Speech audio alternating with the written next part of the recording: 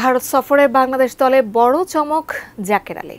ক্যারিয়ারের প্রথমবারের মতো টেস্ট দলে ডাক পেয়েছেন তিনি। অপেক্ষায় আছেন অভিষেকের। গুরুত্বপূর্ণ এই সিরিজে একাদশের সুযোগ হবে কিনা তা সময়ই বলে দেবে। আপাতত স্বপ্ন পূরণে বিভোর জাকের। দেশের হয়ে এরই মধ্যে ১৭টি টি-20 ম্যাচ খেলে ফেলেছেন জাকের আলী। এবার তার সুযোগ হলো টেস্ট দলে। সম্প্রতি পাকিস্তানের মাটিতে বাংলাদেশ এ দলের হয়ে ১৭২ রানের অনবদ্য ইনিংস খেলা জাকের ভারতের বিপক্ষে দলে ডাক পাওয়াকে দেখছেন প্রথম শ্রেণীর ক্রিকেটে ধারাবাহিক পারফরম্যান্সের পুরস্কার হিসেবে। শক্তিশালী ভারতের বিপক্ষে তাদের মাটিতে নিজের প্রথম সিরিজ হলেও আত্মবিশ্বাসী জাকের। জানান টেস্ট ক্রিকেটের চ্যালেঞ্জ সামলে পারফর্ম করতে চান তিনি।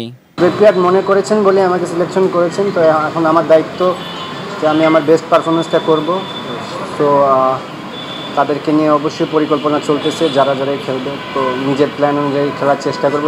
পাকিস্তানকে তাদের মাটিতে ২-০ ব্যবধানে টেস্ট সিরিজ হারানোয় ভারতেও জয়ের সম্ভাবনা দেখছেন জাকের আলী। ৬৫% পর্যন্ত বিদ্যুৎ বিল সাশ্রয় করে আপনাকে রাখে প্রশান্তিতে। ওয়ালটন ফ্যান হাওয়া বদলে দেয়। তবে সেজন্য পাকিস্তানের মতো ভারতেও ব্যাটিং ইউনিটকে ভালো করতে হবে বলছেন জাকের। আমরা স্ট্রাগল করি ব্যাটিং যখন খারাপ হয় তখনই আমরা ম্যাচগুলো লুজ করে ফেলি। বলাররা ম্যাক্সিমাম টাইম সাপোর্ট করে। ব্যাটিংটা যদি আমরা ভালো করতে পারি তো এটা আমাদের জন্য খুবই ভালো হবে। অন্য দুই ফরম্যাটের তুলনায় টেস্টে বাংলাদেশের উন্নতির গ্রাফ ধীর গতির। তবে পাকিস্তানের সিরিজ জয় বাংলাদেশের লাল বলের সংস্কৃতিতে বদল আনবে বলে বিশ্বাস জাকেরের।